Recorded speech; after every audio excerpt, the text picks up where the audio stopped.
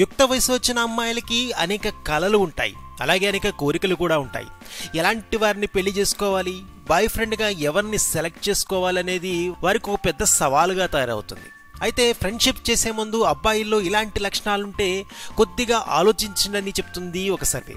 మరి అవేంటో ఇప్పుడు తెలుసుకుందాం. సాధారణంగా మద్యపానం, ధూమపానం, అమ్మాయిల వ్యసనం, జోదం వంటివి తాము పెళ్లి చేసుకోబోయే వరుడికి ఉండకూడదని అనుకుంటారు యువతులు.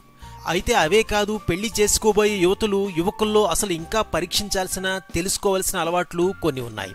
ఈ అలవాట్లున్న యువతులు అస్సలు పెళ్లి చేసుకోకూడదట. ఇందులో ముందుగా అస్తమానం ఏదో ఒక కండిషన్ లేదా ఆంక్షలు పెట్టే యువతులు అసలు పెళ్లి చేసుకోకూడదట. వారు అలా ఆంక్షలు పెడితే ఇబ్బందులు వస్తాయట, అది ఎంతకైనా దారి తీస్తుందట. కనుక అలా ఆంక్షలు, కండిషన్లు పెట్టే యువతులను అస్సలు పెళ్లి చేసుకోరాదు. ఇక జంతువులను హింసించే లేదా జంతువులంటే ఇష్టం లేని యువకులను కూడా యువతులు పెళ్లి చేసుకోరాదట.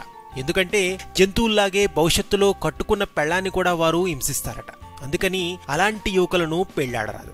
ఇక ఎవరితోనైనా ఉన్న సంబంధాన్ని ఇట్టే తెగదెంపులు చేసుకునే యువకులను కూడా యువతులు పెళ్లి చేసుకోరాదు.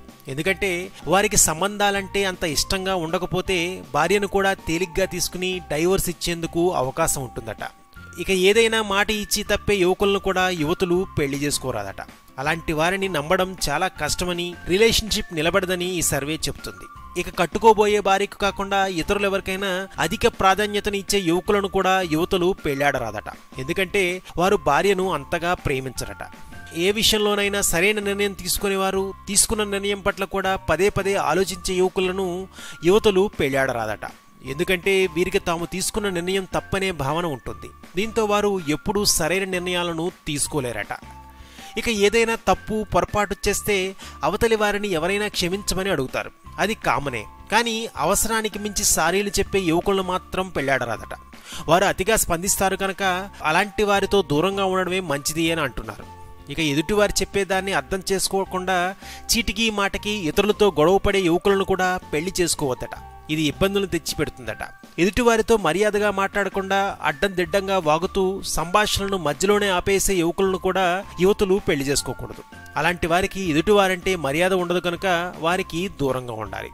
ఇక అబద్ధాలు చెప్పే యువకులకు కూడా యువతులు దూరంగా ఉండాలి. ఎందుకంటే పెళ్ళయ్యాక రేపెప్పుడైనా ఏ విషయంలో అయినా అబద్ధాలాడితే అది విడాకుల వరకు దారి తీయవచ్చు. కనుక వారికి అమ్మాయిలు దూరంగా ఉండాలి. సొంతంగా తన కాళ్లపై తాను నిలబడకుండా ఇతరులపై ఆధారపడి జీవించే యువకులను కూడా యువతులు పెళ్లి చేసుకోకూడదు. అలాంటి వారు ఏ పని చేయరు, పెళ్ళాం సంపాదనపైనే ఆధారపడతారు. ఇది ఎప్పటికైనా కష్టాలను కలగజేస్తుందని అంటున్నారు. ఇక తల్లిదండ్రులు, ఇతర కుటుంబ సభ్యులంటే ఇష్టం లేకుండా వారిని అస్తమాను హింసించి తిట్టే యువకులను కూడా యువతులు పెళ్లాడరాదు.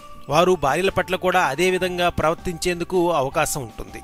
ఇక హింసాత్మక ప్రవృత్తి ఎక్కువగా ఉన్న యువకులను కూడా యువతులు పెళ్లి చేసుకోరాదు. వారు భార్యలను కూడా హింసించేందుకు వెనుకాడరు కనుక వారికి కూడా దూరంగా ఉండాలి. ఈ విధంగా యువతులు పెళ్లి చేసుకో ముందు ఈ విషయాలను ఆలోచించి వారిలో ఈ లక్షణాలు ఉన్నాయా లేదా తెలుసుకుని మరీ వారికి ఓకే చెప్పడం మంచిదని ఈ సర్వే తెలియజేస్తుంది. మరిన్ని ఆసక్తికర విశేషాల కోసం ప్లీజ్ సబ్స్క్రైబ్ టు రెక్ టీవీ మిస్టరీ.